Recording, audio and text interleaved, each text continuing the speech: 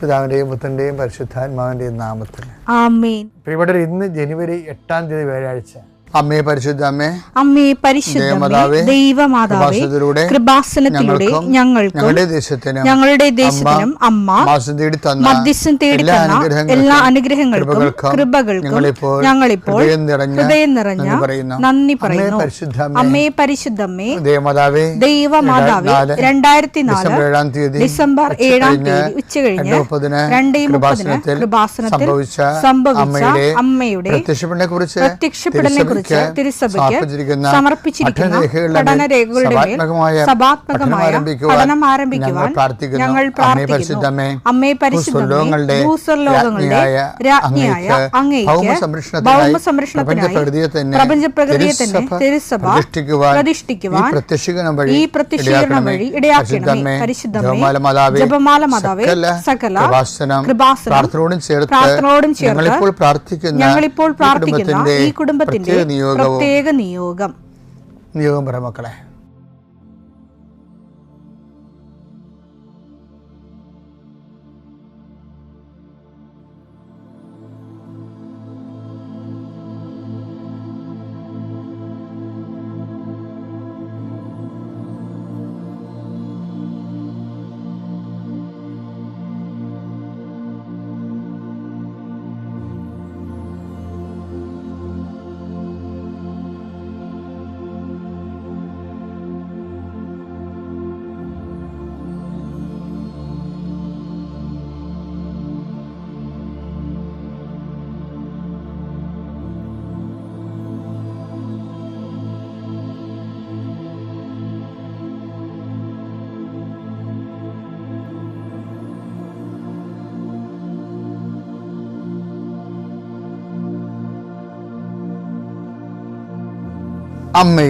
അമ്മയുടെ പ്രത്യക്ഷീകരണത്തിന്റെ ഈ അനുഗ്രഹവേളയിൽ ഞങ്ങൾക്ക് സാധിച്ചു തരുവാൻ കനിയണമേ.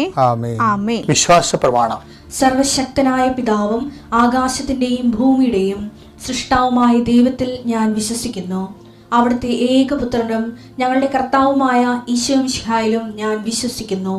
ഈ പുത്രൻ പരിശുദ്ധാത്മാവിനാൽ ഗർഭസ്ഥനായി കന്യകാമറിയത്തിൽ നിന്ന് പിറന്ന് പൊന്തിയോസ് പീലാത്തോസിന്റെ കാലത്ത് പീഡകൾ സഹിച്ച് കുരിശിൽ തറയ്ക്കപ്പെട്ട് മരിച്ച് അടക്കപ്പെട്ട് പാതാളങ്ങളിൽ ഇറങ്ങി മരിച്ചവരുടെ ഇടയിൽ നിന്ന് 3-ാം നാൾ ഉയർത്ത് സ്വർഗത്തിലേക്ക് എഴുന്നള്ളി സർവശക്തിയുള്ള പിതാവായ ദൈവത്തിന്റെ വലതുഭാഗത്തിരിക്കുന്നു.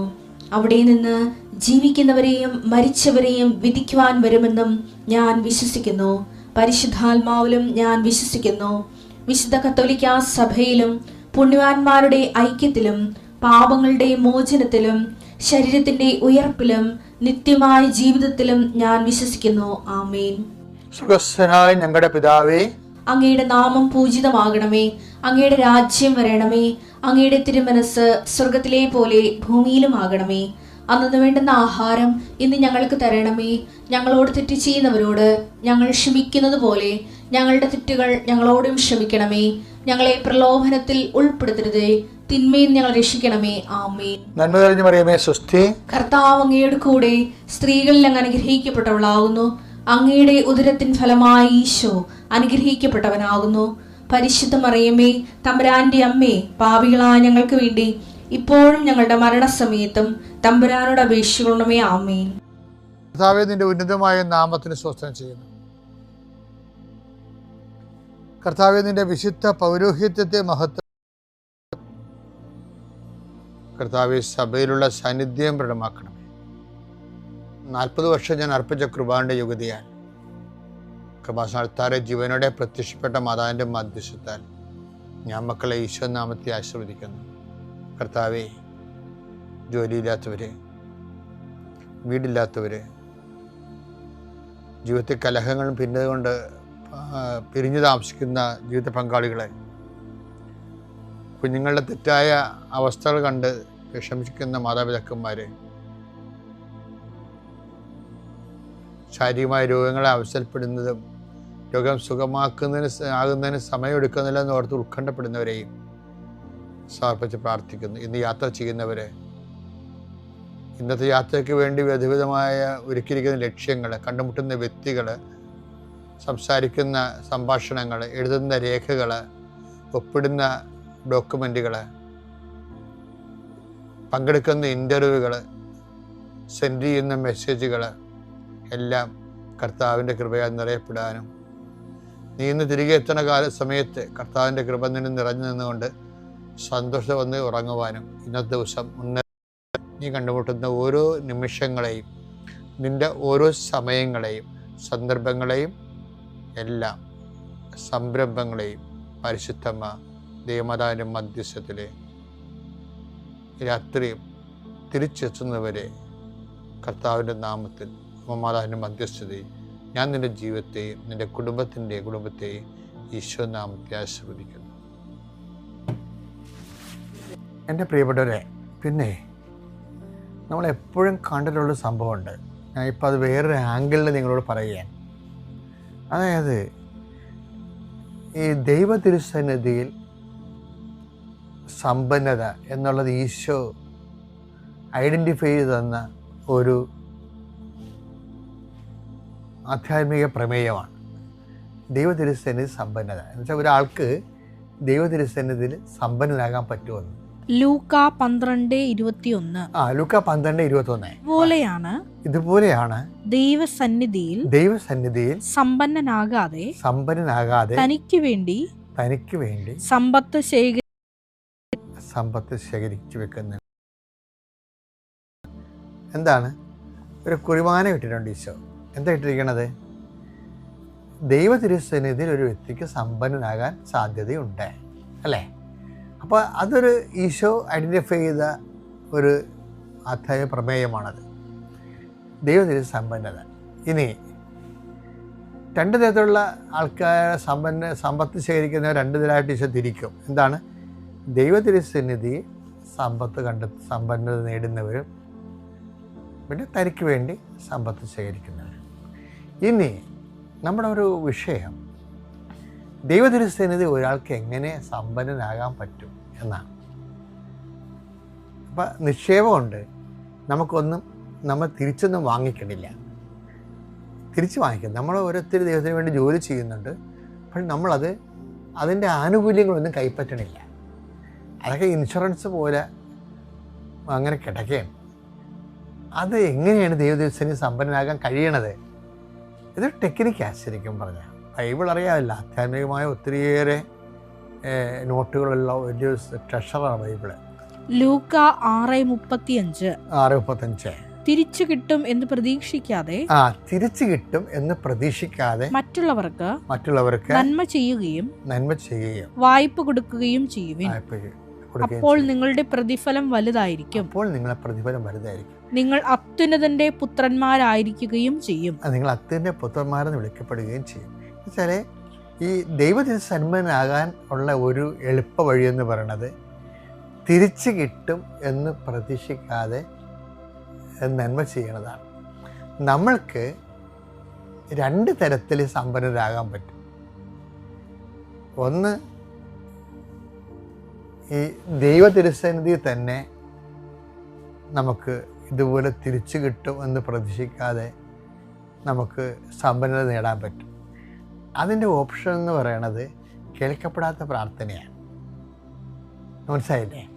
നമ്മൾ കുറേ കാര്യങ്ങൾക്ക് വേണ്ടി 10 കാര്യങ്ങൾക്ക് വേണ്ടി ചോദിച്ചാൽ ദൈവം ചിലപ്പോൾ 3 കാര്യങ്ങളെ നമുക്ക് സാധിച്ചു തരത്തുള്ളൂ.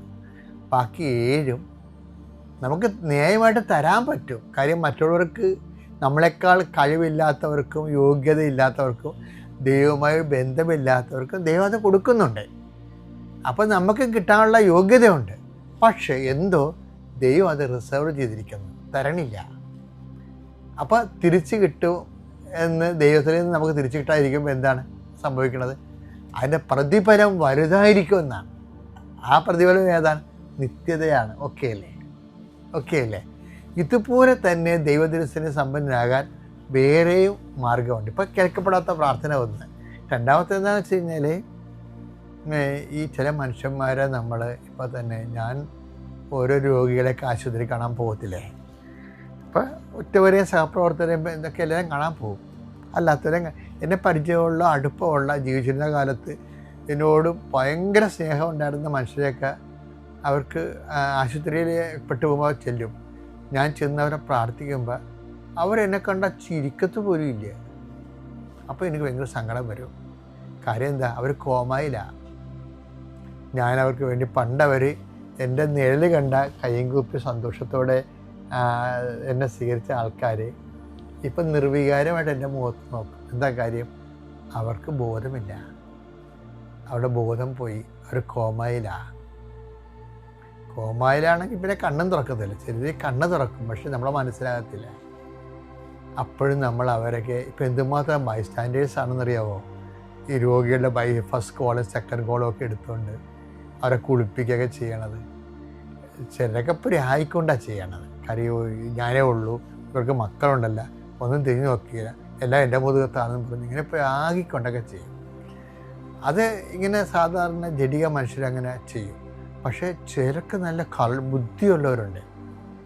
അവരെന്താണ്, ഈ രോഗിയെന്നൊരു രോഗിയെ ശുശ്രൂഷിക്കുമ്പോൾ അവരിന് ബോധമില്ലാതെ മരിച്ചു പോവുകയുള്ളൂ. നമുക്കറിയാതെ അവർ ഇനി സുഖപ്പെട്ട് വന്ന് നമുക്കൊരു നന്ദി പറയത്തൊന്നുമില്ല. അതുകൊണ്ടാണ് ഈശോ പറഞ്ഞത്, അങ്ങനെയുള്ളവരെ നിങ്ങൾ ഞാനാണെന്ന് കരുതിയാൽ മതിയെന്ന്. അതാണ് വിഷയം. അതാണ് ഈശോ പറഞ്ഞത്, ഞാൻ രോഗിയായിരുന്നു, നിങ്ങൾ എന്നെ സന്ദർശിച്ചു എന്നേ പറയില്ല. അപ്പം നിങ്ങൾക്ക് പ്രത്യുപകാരമോ പ്രതിഫലമായിട്ട് ഒരു പുഞ്ചിരിയോ കൈകൊപ്പ് പോലും തരാത്ത ആൾക്കാരെ ശുശ്രൂഷിക്കുന്നതാണ് ഇതെല്ലാം തരുന്ന ആൾക്കാരെ ശുശ്രൂഷിക്കുന്നത്. അപ്പം ഇതെല്ലാം തരുന്ന ആൾക്കാരെ ശുശ്രൂഷിക്കുന്നതിന് 10 പോയിൻ്റ് കൃപയുണ്ടെങ്കിൽ ഈ ഒരു പുഞ്ചിരി പോലും തരാത്ത ആൾക്കാരെ നമ്മൾ ആരും കാണാതെ തന്നെ, ഒരു നല്ല വാക്ക് പോലും കേൾക്കാതെ തന്നെ ശുശ്രൂഷിക്കുമ്പോൾ നമുക്ക് 1000 പോയിൻ്റ് കൃപയാണുള്ളത്. എന്താ കാര്യം? അത് കർത്താവാണെന്നും പറഞ്ഞാണ് നമ്മൾ ശുശ്രൂഷിക്കുന്നത്. അങ്ങനെയാണ് ദൈവതിരുസന്നിധിയിൽ സമ്പന്നനാകണത്.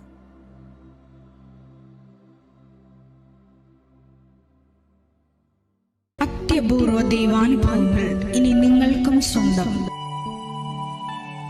ഈ യൂട്യൂബ് ചാനൽ ഇതുവരെ സബ്സ്ക്രൈബ് ചെയ്തിട്ടില്ലെങ്കിൽ ഇപ്പോൾ തന്നെ സബ്സ്ക്രൈബ് ചെയ്യുക.